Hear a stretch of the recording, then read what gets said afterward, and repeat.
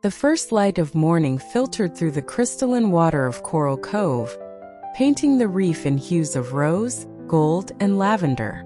In a cozy nook beneath a waving curtain of kelp, a small fish named Finley awoke with a joyful flick of his iridescent tail. His scales glimmered in every color of the rainbow, each reflecting the promise of a new day. Though he was small, barely larger than a seahorse's ear, Finley possessed a heart brimming with curiosity and courage. Finley lived among a bustling community of reef dwellers, playful clownfish, wise old sea turtles, busy crabs, and schools of silver minnows. Yet among all these neighbors, none captured his imagination more than the stories of the open sea told by his grandmother, Nana Maris, whose shell was etched with generations of ocean lore. Each night before bed, she'd whisper tales of faraway lagoons that shimmered like sapphires, caverns filled with glowing creatures, and the fabled heart of the ocean, a place said to hold the spirit of the sea itself. Finley dreamed of these places of adventure, of swimming beyond the reef's edge. But Coral Cove's current was gentle, and most fish stayed near, content in their routines. Nana Maris had warned him. The ocean is beautiful, but also wild. Be brave, yes, but be wise, little one. That morning, while helping a wrasse count snail shells for her collection, Finley saw something strange glinting beyond the reef wall. It looked like a flicker of starlight in the deep blue. "What's that?" he asked, pointing with a fin. The wrasse squinted. "Could be a piece of drift treasure. But mind you don't go chasing it. The reef's edge is no place for a young fish." But Finley's curiosity tugged at him like a rising tide. Later that day, as the sun dipped low and painted the reef in golden hues, Finley met his best friend Seraphina, a gentle jellyfish who glowed softly in the twilight. "I saw something beyond the reef," Finley whispered. "I think it might be a sign." Seraphina pulsed with excitement. "A sign of what?" "Of adventure. Finley said.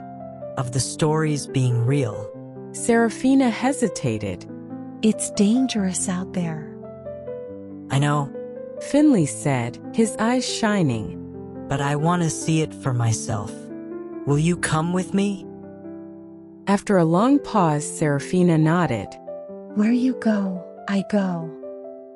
And just like that, beneath the watchful eyes of the stars, the two friends slipped beyond the reef, the currents carrying them toward the unknown.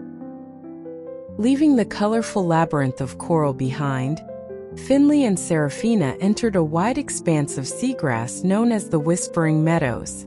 Here, long blades of grass swayed in the gentle current, creating a soft susurration that sounded like voices speaking secrets. "Do you hear it?" Finley asked, pausing to listen. Seraphina nodded. "They say the seagrass murmurs tales of lost treasures and forgotten kingdoms." Encouraged by their shared wonder, they swam deeper into the meadow. The water grew cooler and quieter. Shafts of sunlight pierced the canopy above, creating dancing ribbons of light across the grass. Suddenly, a shimmer of silver darted past them. A school of moonfish passed in perfect formation, their bodies reflecting the dappled light. "Hello there," Finley called, waving. "Where are you headed?" The moonfish danced onward, their leader pausing only long enough to chirp. Follow the moonlight. And with that cryptic advice, they vanished into the grass. "Follow the moonlight." Seraphina repeated thoughtfully. What could it mean? Before Finley could answer, the meadow floor rumbled. A great sea turtle emerged from a bed of sand, his shell etched with swirling patterns that looked like constellations. "Greetings, young travelers. The turtle rumbled in a voice deep and slow. I am Tully, keeper of the meadow stories. You seek adventure, yes?" Finley bowed politely. "Yes, wise Tully." We wish to explore the open sea and see its wonders. Tully nodded. Then heed my words. At dusk, when the moon rises, follow the path of glowing plankton. It will guide you to the hidden Cavern of Echoes. But beware, not all echoes speak truth. With those words, Tully submerged again, disappearing beneath the waving seagrass as silently as he had arrived. Finley and Seraphina looked at each other, their hearts racing. The adventure was only beginning, and already they had a map, a clue, and a mystery to unravel. They drifted to the edge of the meadow and waited for dusk, watching as the light faded and the first stars twinkled above. As Tully had said, faint glimmers began to appear in the water, tiny dots of blue-green light, winding like a trail into the deepening sea. It's time, said Seraphina, and together they followed the moonlight. The path of glowing plankton led Finley and Seraphina through increasingly darker waters, where the sounds of the reef faded into silence. The ocean around them grew still, heavy with mystery. Bioluminescent creatures pulsed softly in the distance, like floating stars guiding their way. At last, they reached a jagged rock formation that rose like a broken crown from the ocean floor.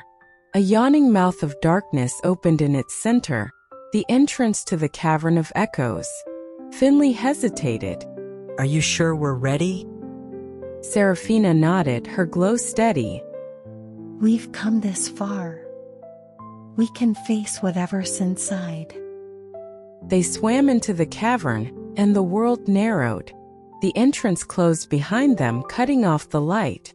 For a moment, there was only the sound of their breathing and the echo of each flick of their fins.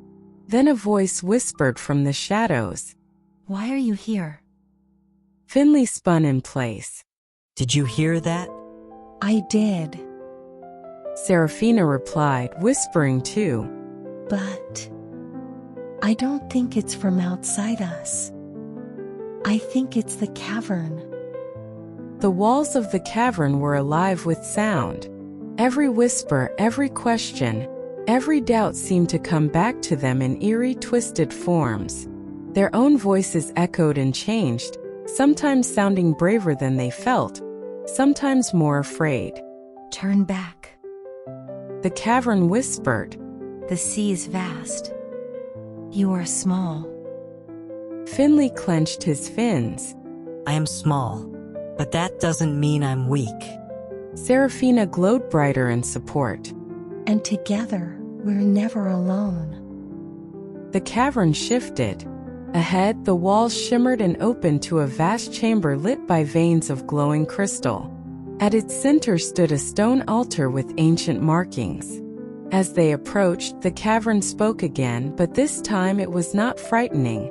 It was clear and deep, like the voice of the ocean itself. You have come seeking truth, said. Speak your hearts. Finley stepped forward. I want to know the world. I want to protect it. Seraphina followed. I want to bring light to dark places and keep the ocean full of wonder. There was a long silence. Then a pulse of light surged through the cavern, and a hidden staircase was revealed, spiraling down into even deeper water. You have come seeking truth, the voice said. But your journey is far from over. The two friends looked at each other, hearts pounding. Ready? Finley asked. Always, Seraphina said, and they descended. The staircase of stone spiraled down and down, winding through ancient rock layered with coral fossils and streaks of glowing minerals. Finley and Seraphina descended carefully, their senses alert. The water grew colder, the light dimmer, until they emerged into a breathtaking sight. They had arrived at Twilight Inlet, a hidden realm where day and night seemed to meet in permanent balance. The ceiling of the cavern was cracked open to the sea above, allowing narrow beams of moonlight to cascade through, illuminating the inlet in silver blue. Around them, schools of fish glided slowly, their fins trailing light like comets. Jellyfish larger than Seraphina pulsed gently in the distance. It's beautiful. Seraphina whispered. Like swimming in a dream. Finley turned in slow circles. Look at that. He pointed to a giant stone arch carved into the wall. Strange symbols danced across its surface, glowing faintly. They swam closer, and as they did, the archway rippled like the surface of a bubble. From the other side, a form emerged, tall, graceful, and translucent. It had no definite shape, like a shifting cloud of water and light. Are you the guardian? Finley asked. The being nodded. I am the echo spirit. I guard the path to the heart of the ocean. Only those who carry truth may pass. We're ready, Seraphina said, though her voice trembled a little. The spirit's voice flowed around them like a current. Truth is not only courage and kindness, it is also facing yourself. Suddenly, the water around them shimmered and changed. Finley saw his own reflection, but not just his face. He saw moments when he doubted himself, hesitated, feared. He saw himself hiding when he should have helped, hesitating when he wanted to be brave. Next to him, Seraphina saw a vision of herself shrinking back in fear, hiding her light so as not to draw attention. She saw herself alone in dark waters, not because others left her, but because she had hidden her glow. It's okay. Finley whispered to her. I've been scared too. Seraphina took a deep breath. but I'm ready not to be anymore. Their reflections faded, and the spirit glowed brightly. You have faced your hearts, said. The next chamber holds the heart of the ocean. But what you find there will be more than beauty. It will be a choice.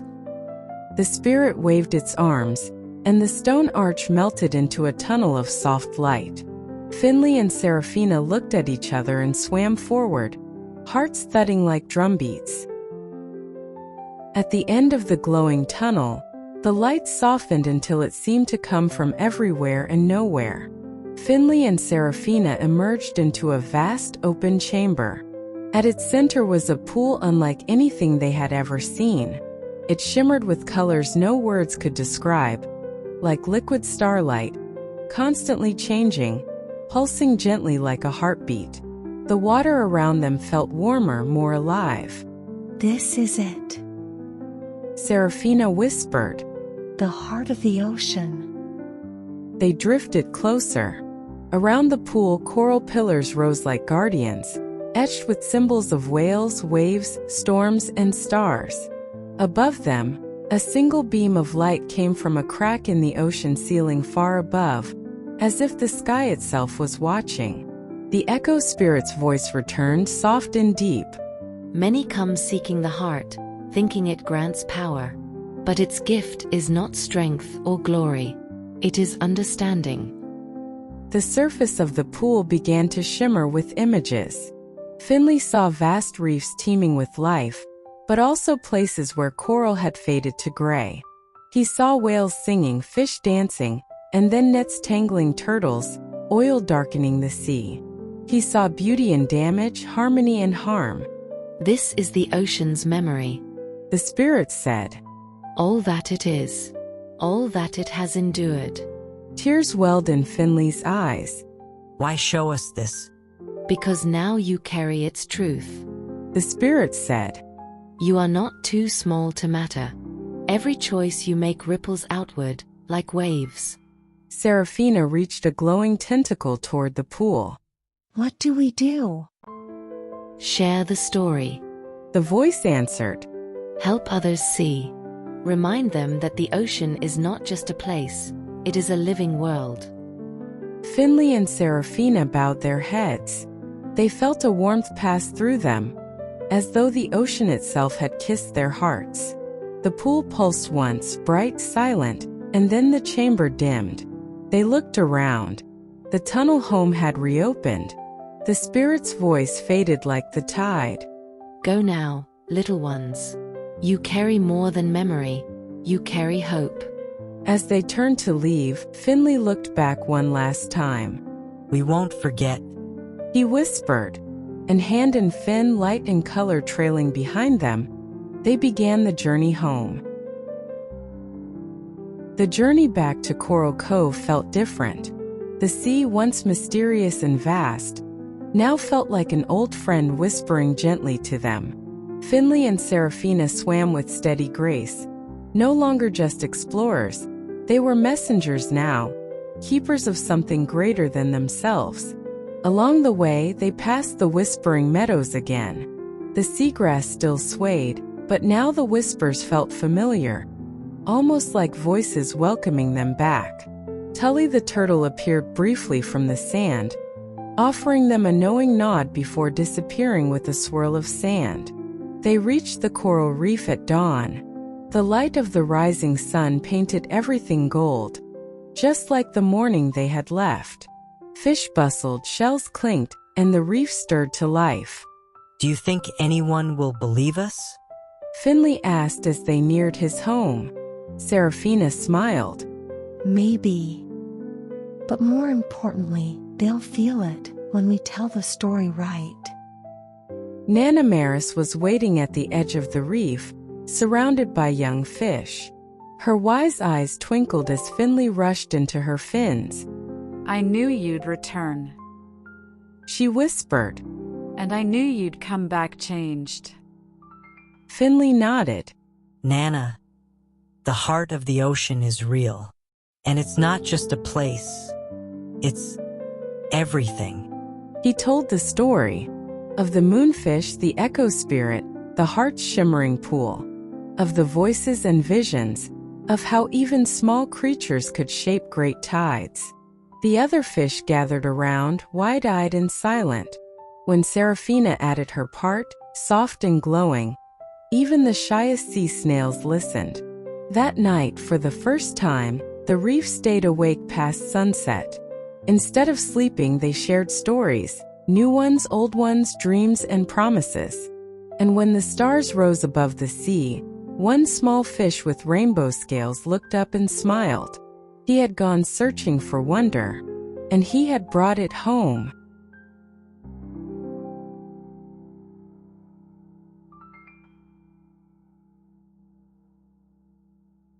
Thank you for watching.